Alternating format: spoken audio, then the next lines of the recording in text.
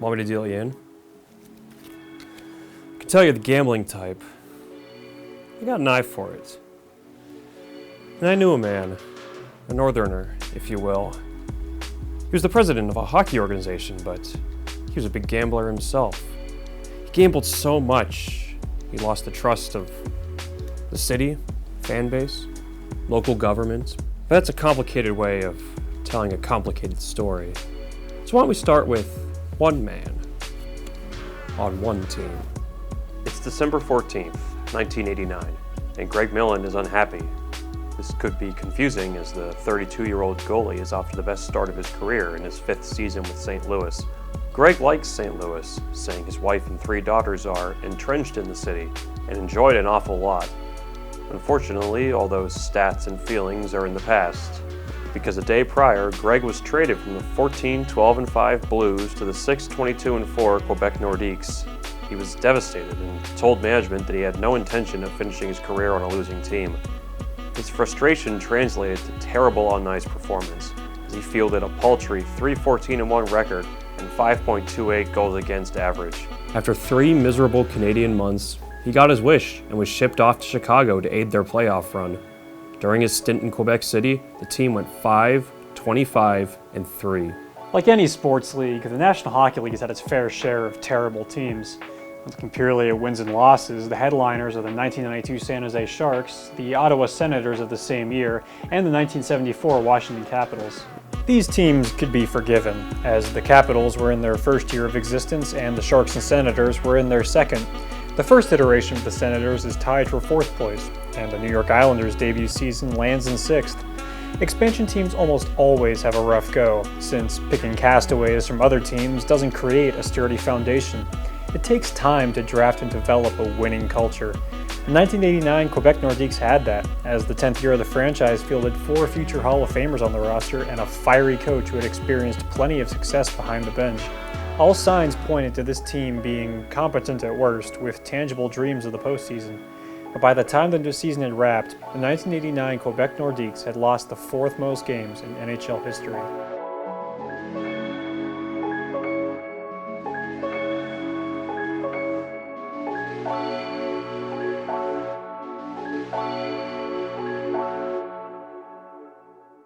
Like most teams at the beginning of a historically bad stretch, the Nordiques in 1988 were going through a good amount of front office uncertainty and turnover.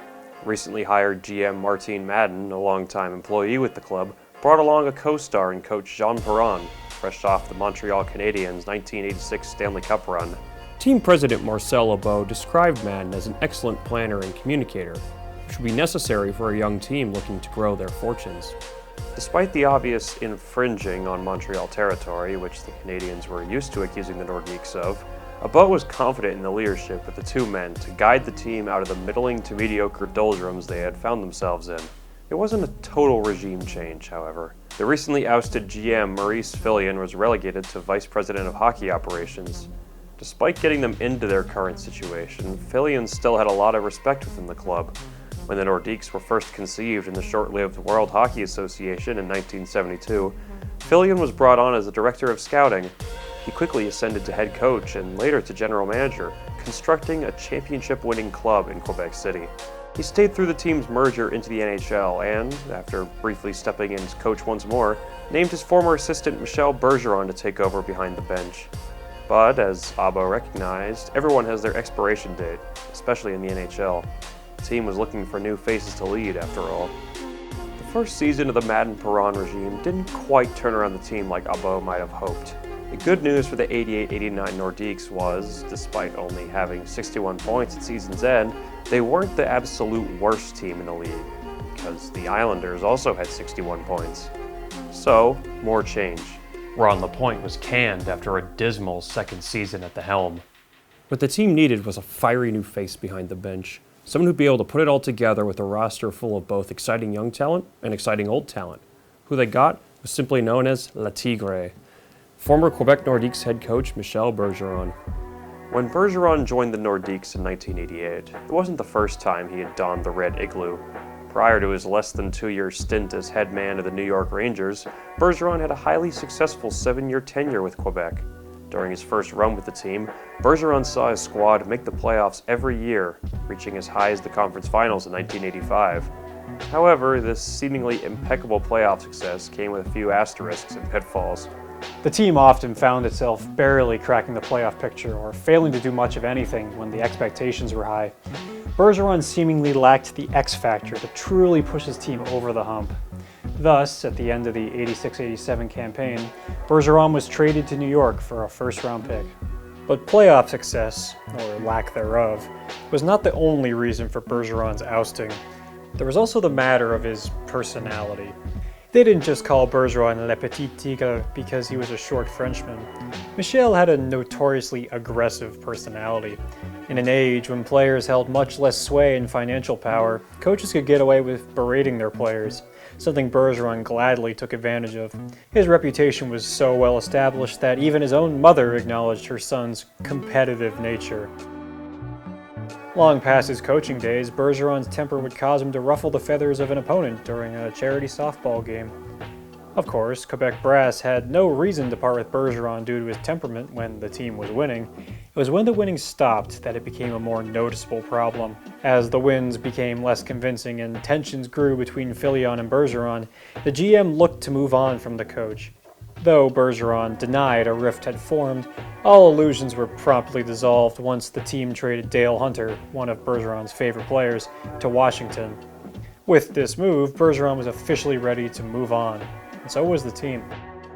The day after acquiring a new coach, Rangers GM Phil Esposito read plenty of headlines about how he'd been fleeced by the Nordiques, and they definitely held some water. After nearly 2 full seasons of insubordination, heated arguments, and typical Bergeron brashness, Esposito ended the Bergeron experiment, replacing him with himself. He proceeded to lose the final 2 games and get swept in the playoffs. Meanwhile, Maurice Filion brought Bergeron back to his former home to take the reins for one last go-around. Quebec's initial success came from not only the savvy moves that Filion pulled off, but also a little bit of luck. That luck showed up in his first draft pick in the NHL, in the form of Michel Goulet. By all accounts, Goulet shouldn't have been available at pick 20. However, his agent was an activist for the independent Quebec movement and wrote into the 19-year-old's WHA contract that he would become a Nordique should the league merge with the NHL. With 19 other teams scared off, he fell into Filion's lap. While Goulet later admitted his agent used him and he was willing to go anywhere so long as it was in the NHL, he grew into one of the best snipers in NHL history, topping 40 goals in 7 consecutive seasons in his home province. While he didn't reach 30 goals in 1988, he was still an effective scoring complement in 1989. Filion's savvy was on full display in the 4th round of that same draft when he snagged Anton Stastny. While Anton's career was solid if not spectacular, the real prize came in the form of his brothers, Peter and Marian. The 3 were major figures in Czechoslovakian hockey and were leaders on the teams that upset the invading Soviets in the 1976 and 77 World Championships. Plenty of NHL teams were interested in signing the trio, but Quebec, having drafted Anton, was the most aggressive and even planned a scheme for their defection to Canada.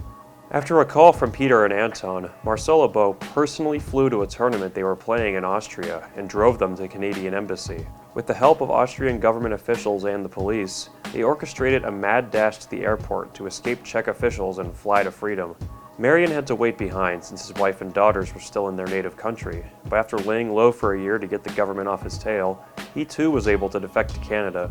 Peter became the star of the 3, a do-it-all center who put up historic scoring numbers in the 80s that were bested only by Wayne Gretzky. His stardom in Quebec City pioneered a wave of Eastern Bloc players arriving in the NHL later in the decade, with many crediting the Stastnys for paving the way. In his words, defecting was the best decision I ever made. It has given my family the choices and options that people behind the Iron Curtain could only dream of. Then, to play pro hockey with my 2 brothers was like icing on the cake. Stastny and Goulet led high-scoring and dazzling Nordiques teams in the early 80s, and goals were not hard to come by early on in 1989. Quebec averaged 4.4 in their first 8 games, which included an 8-goal outburst against the defending champion Calgary Flames. The issue that became immediately apparent was defense, or a lack thereof. That 8-goal game against the Flames ended in a tie. They had a 6-goal output against the Whalers and lost by 3. This was due in part to Madden's attempt to correct their offensive flaws from last year. Sent packing was Randy Moeller, the team's best defensive defenseman, to the Rangers for a more offensive defenseman in Michel Petit. Petit did rack up the 4th most points on the team that season, but he was another massive negative on a ghastly defensive unit. Moeller had also served as a mentor for a Quebec defense that was trotting out 5 defensemen under 25 years old. In the words of Rangers GM Neil Smith, Randy is simply sounder defensively. After a 3-4-1 start in their first 8 games, Quebec's next 8 were all losses. They did manage to bounce back with 2 straight wins, but that would be their last winning streak of the season. In their next 20 games before New Year's, the Nordiques mustered only 2 wins that were separated by over a month. They rang in the new year at 7-25-6. The numbers were miserable, and the word playoffs hadn't been uttered since September. All the losing was taking a toll on the players, which made every win that much more of a relief. As Statsny put it, it's not a monkey on your back, it's a piano. And sometimes there's a 200-pound man behind the piano. This was quite the change of scenery for one of Madden's off-season additions. Guy Lafleur, who had been inducted into the Hall of Fame just over 1 year prior, was brought in after a stint with the Rangers and close friend of Michel Bergeron. The NHL legend only suffered 1 losing season during his 14-year, 5-championship run in Montreal. Despite only playing in 39 games, the 38-year-old Le Démon Blanc served as an on-ice mentor and brought excitement to a team that desperately needed some.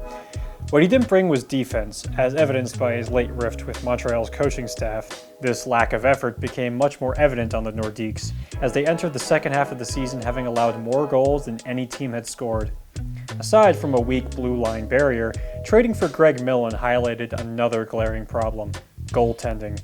With a paper-thin defense in front of them, Quebec's netminders were left out to dry more often than not.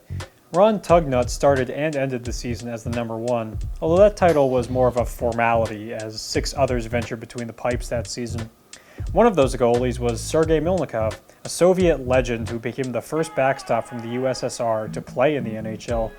Peter Stastny brushed aside any thought that he might be uneasy sharing a bench with someone whose home country occupied his for 2 decades. Despite the captain's seal of approval, the 31-year-old rookie entered training camp out of shape and played like it, allowing 47 goals in 10 games and a far cry from his gold medal form. Milnikov refused the demotion to the AHL and returned home, stating, "My record stands on its own. I don't have to prove anything to anyone." With 7 different goalies starting a game, the Nordiques set a record that wouldn't be broken until the 2018 Flyers trotted out 8. All the while, the Nordiques kept losing. They mustered only 2 wins in January, the first being a pretty dominant 5-2 victory over Montreal. The second was more typical for the season, an 8-6 barn burner over Winnipeg that saw 7 combined goals in the third period. Their reward for 2 wins in a week was an 11-game losing streak, the longest of the season. Halfway through that streak, with 4 times more losses than wins, Martin Madden was ousted. As GM, he guided the club to the worst record in the AHL in 1988, and an even worse result in 1989. Perhaps he was doomed from the start. When speaking about his firing, Marcel Lebeau admitted that limiting his search to only French speakers was a bit short-sighted. I felt that being in a city which is 95% French-speaking, we needed to have a francophone as general manager. However, this time around, I will not make such a mistake. If a Japanese man is the right man for the job, he will be hired. This championing of diversity in the front office would have been admirably ahead of its time, but the 3 men he nominated were Bergeron, Fillion, and legendary Canadiens head coach Scotty Bowman, all French speakers. Yes, these things take time. Firing a GM isn't an easy decision, and it's especially uncommon to see it done mid-season. Assembling strategies for the salary cap, roster, and draft is time-consuming, and giving someone that job in the middle of the season with a team they didn't build is a questionable process. With an interim GM taking over, Quebec's plan from 4 years ago to bring in fresh paces to revitalize the franchise resulted in Fillion and Bergeron being replaced by Fillion and Bergeron. As excited as Lebeau was for him to get the team spirit back into the team, Fillion likely felt very differently about the task he was staring down. But maybe he could find closure, as he had returned to write the final chapter of the era he ushered in 10 years ago. After all, who better to demolish a building than the architect that designed it? Michel Goulet was the first to arrive in Quebec City, and fittingly, the first to go. On March 5th, he joined the disgruntled Greg Millen in Chicago for a trio of uninspiring prospects who, of course, all spoke French. While never the flashiest player, his legacy as a sharpshooter speaks for itself, as his 57 goals scored in 1982 remains the franchise's single-season record. When he got to Chicago, he fulfilled the promise he made to his mother by scoring his 500th career goal. He also aided some far more competitive teams, which included a run to the 1992 Stanley Cup Finals. By his fourth season, the Blackhawks had begun to fall apart, and his goal-scoring prowess was starting to show its age.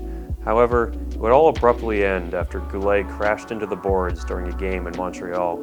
He suffered a concussion so severe that it forced his retirement at 33. The next day, Peter Stastny would find himself in New Jersey for young defenseman Craig Wolanin. The former captain was still able to produce in his stints with the Devils and Blues, but he was 33 at the time of his trade, and he retired 5 years after. Despite starting his NHL career at age 24, he remains 40th overall in career points. He was the fourth fastest player to reach 1,000 career points and was named one of the NHL's 100 greatest players in 2017. At the time of his trade, Stastny was excited about the prospect of joining a contender again, but reflected that to see Goulet go is something discouraging for me too, because if we were winning, probably neither of us would have left. This is the end. Michel Bergeron would be unceremoniously fired in June by the new regime that took over from Maurice Fillion. Their reunion was short and anything but sweet, and lacked any of the flash and pizzazz that made the Nordiques who they were in his first tenure. Their soul was gone, and all that remained was a red igloo housing strangers. In the words of Michel Bergeron, it's time to start from scratch and start all over for the Nordiques. Quebec finished the season winning 3 of their final 30 games. They remain the most recent NHL team to finish the season with a goals against average above 5. Despite losing far more games than they were competitive in and posting abysmal numbers, 1989 saw the franchise's highest average attendance since the year following their conference finals appearance. They averaged nearly 600 more fans per game than when they were a more competitive worst team in the league a season ago. So what was drawing fans to the Colisée de Québec besides a bunch of old relics? The Nordiques almost didn't get Joe Sakic. The club had 2 picks in the 1987 entry draft, number 9 and number 15. Sakic was the second. That number 15 pick was a product of the Dale Hunter trade to Washington that initially drove Bergeron away. After taking a year to finish out his time with his junior hockey team, Sakic debuted in the 1988 season, logging 62 points in 70 games of an injury-shortened season. But in the 1989 campaign, Barnaby Joe began to take control of the franchise's destiny. It didn't happen overnight, as you might have realized by now. The Nordiques finished their 89 season with a brutal final standing: 12 wins, 61 losses, 7 ties. Sakic was, at this point, the lighthouse for a franchise full of valuable cargo but lacking a way forward. Caught up in the fog of managerial retreads and a turnstile of roster construction, the Nordiques masked the beginnings of a perennial contender behind a 31-point season. In his first full season of action, Sakic led the team in points by a wide margin. It set the tone for what he would become for the franchise. Over his career, Sakic established himself as one of the most consistent and efficient forwards of all time. But beyond the stat sheet, Sakic was the leader the club needed. Coaches would come and go for future squads, but the C would remain sewn above the big number 19. He wasn't a leader who led with his words, but his actions, and his arrival marked the beginning of the end of the garbage years of Quebec hockey.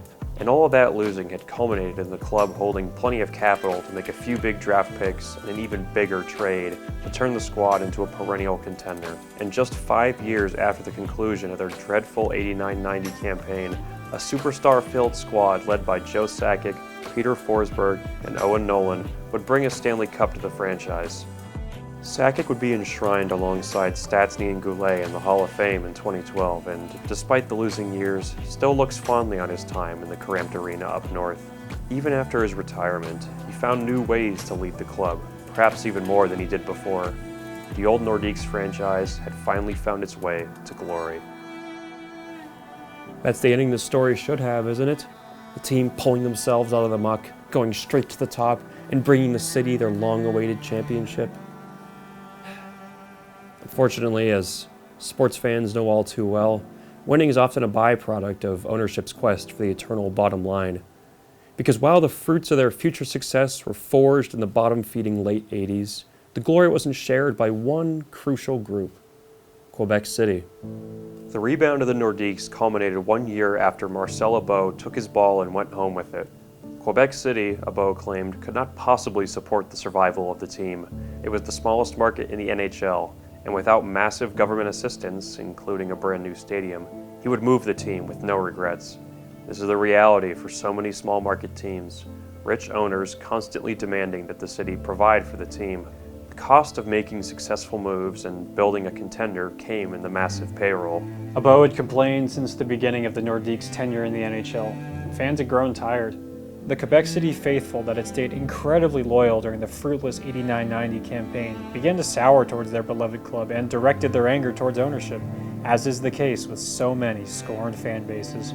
Local government was sick of Abeau as well, but they did attempt to reconcile his grievances, offering to buy him out and underwrite deficits for 2 years while working out the possibility of a new stadium. But it wasn't enough. Abeau sold the franchise to Comsat Entertainment, and the team left at their highest point in over a decade. After a nearly 2,000-mile road trip, Comsat announced, "We're bringing winners into Denver," and they couldn't have been more right. Their first season away from Quebec, they not only reached the mountaintop, but planted a flag right on it. Not with an igloo, but with a big maroon A, and Quebec City was left crushed beneath an avalanche from over half a continent away. Championship runs do wonders for winning over a fan base, especially in their early years of inception. Just look at the Vegas Golden Knights. They've been contenders every year since their expansion draft, reaching the Cup Finals in just their first year. But the glaring difference is that Vegas didn't leave a scorned fan base in their wake, a fan base that still showed up in record numbers during one of the worst seasons in NHL history and proved their loyalty time and again. Seeing the team that was built into a contender in their city win from another was a mixed experience for many. Some saw it as a betrayal and had feelings of, it could have been ours, while others tried to celebrate a legacy they still felt they were a part of. The old Nordics were everything for people who like soccer in Quebec. Sad. It's life. The Avalanche have since unretired the numbers of Goulet and Stastny and seemingly buried all traces of the stars that once donned the blue and red, save for a few questionably received tributes. But their legacies live on in the Québécois that stay hopeful for a team to return and fill the void left behind. A team that may not be the Nordiques, but will be theirs nonetheless. In the years since the city stopped cheering and started waiting, one of the more notable fixtures from that tumultuous season has found his own way to pass the time. And that, to me, is what life is all about. Mesdames